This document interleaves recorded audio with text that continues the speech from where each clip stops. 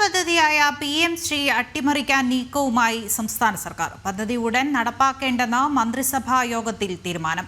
പദ്ധതി നടപ്പിലാക്കാതെ സംസ്ഥാന സർക്കാർ നഷ്ടപ്പെടുത്തുന്നത് പ്രതിവർഷം 300 കോടിയിലധികം രൂപയാണ്. സംസ്ഥാനത്തെ സർക്കാർ സ്കൂളുകളുടെ സമഗ്ര വികസനത്തിന് സഹായകരമാകുന്ന പദ്ധതിയാണ് രാഷ്ട്രീയ വിരോധം മൂലം സംസ്ഥാന സർക്കാർ അട്ടിമറിക്കുന്നത്. ഇന്നത്തെ മന്ത്രിസഭാ യോഗത്തിൽ പദ്ധതി അംഗീകരിക്കുമെന്നായിരുന്നു പ്രതീക്ഷ.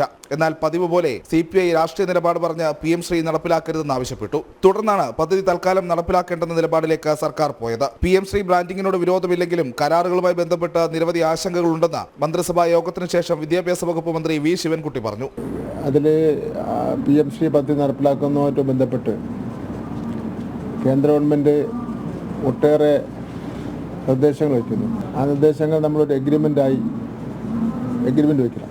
ആ നിർദ്ദേശങ്ങളെല്ലാം പാലിച്ചുകൊള്ളാം എന്ന് പറഞ്ഞൊരു എഗ്രിമെൻ്റ് വയ്ക്കേണ്ടതായിട്ടുണ്ട്. അപ്പം അതാണെന്ന് മന്ത്രിസഭാ യോഗത്തിൽ പരിഗണിക്കേണ്ടി വന്നു.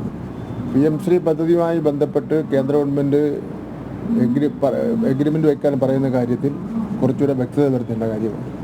വ്യക്തത വരുത്തേണ്ടതായിട്ടുണ്ട്. കുറച്ചുകൂടെ കാര്യങ്ങൾ ആഴത്തിൽ മനസ്സിലാക്കേണ്ടതായിട്ടുണ്ട്.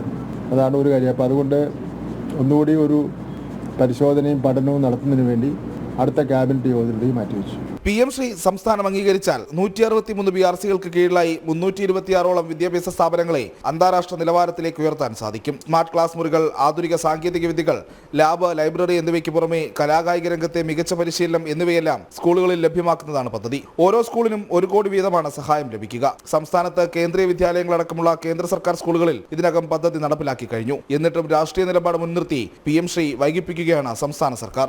ജനം, തിരുവനന്തപുരം.